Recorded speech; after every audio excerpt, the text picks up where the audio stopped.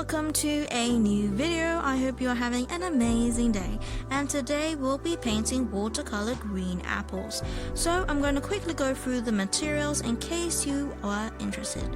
I am using my Winsor & Newton watercolor brushes, my filbert brush in a size 2 for the washes, and then I later go in with my round brush in the sizes 3 and 5, my Montmartre watercolor set, and my Lakeland water-soluble color pencils.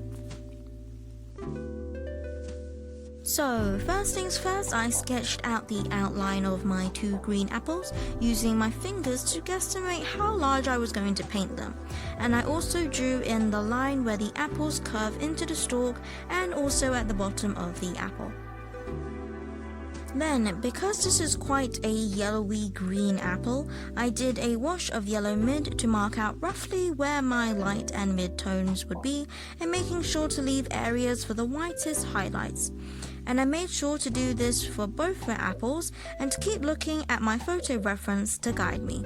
Then I went in with my green light, going over my yellow and redefining further the light and mid tones.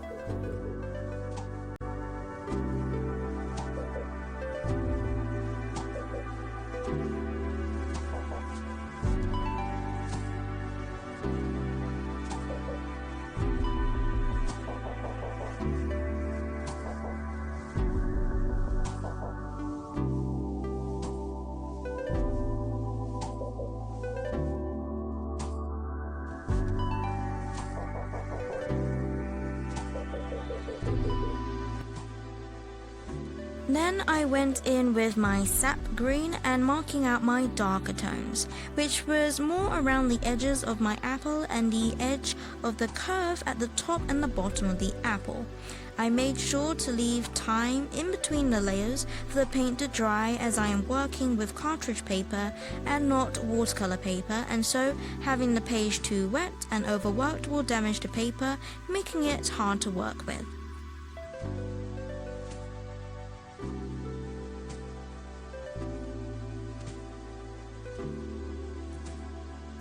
Then I went in with my yellow mid and green light, this time using a wet on wet technique and using them both in one layer. That would help the colors to blend into each other nicely, as well as packing on the color as I have finished with my washes. And I used my sap green to pack on the color of the dark tones and did the same steps with my other apple. I find it more difficult painting with less colors, as there is less pretty colors to distract you from painting itself and really forces you to focus on what you see, which makes it less playful and more challenging, but I like the challenge and the practice, and I thought that this would be good to practice on apples, which are quite fun to paint in general.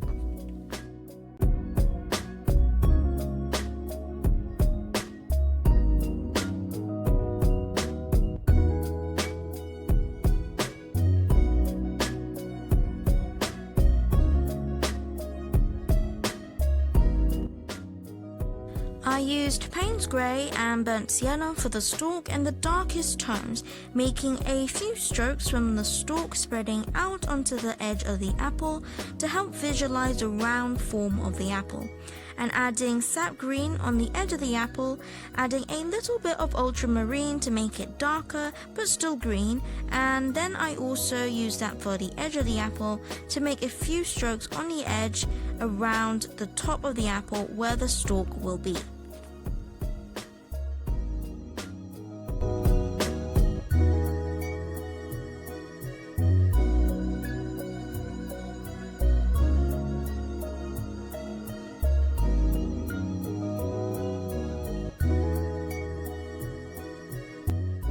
Then, mixing Payne's Grey and Burnt Sienna, I put a few dots on my apples.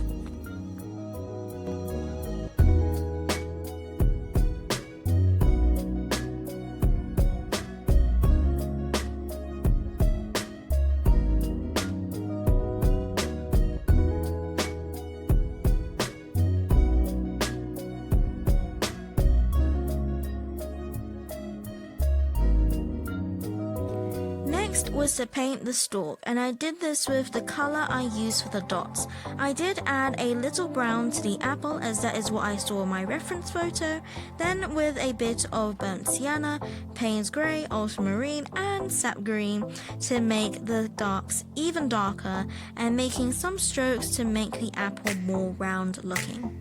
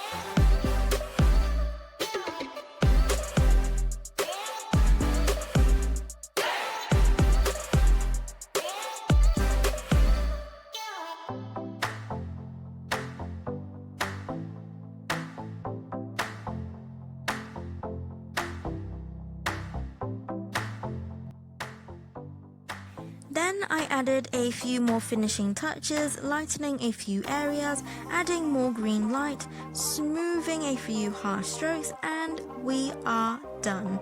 Thank you so much for watching. If you liked this video, then don't forget to give it a like, subscribe for more videos like this that I post weekly, and as always, God bless, and I'll see you later.